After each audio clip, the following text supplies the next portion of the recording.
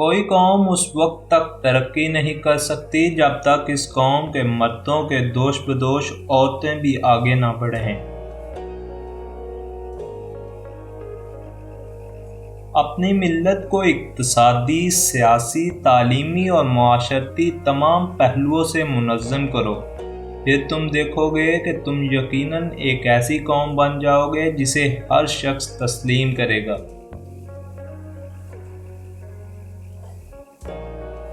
آزادی کا مطلب بے لگام ہو جانا نہیں، اس کے یہ معنی نہیں کہ آپ جو رویہ چاہیں اختیار کریں اور جو جی میں آئے کہہ گزریں، بلکہ آزادی ایک بھاری ذمہ داری ہے جسے سوچ سمجھ کر استعمال کرنا ہوتا ہے۔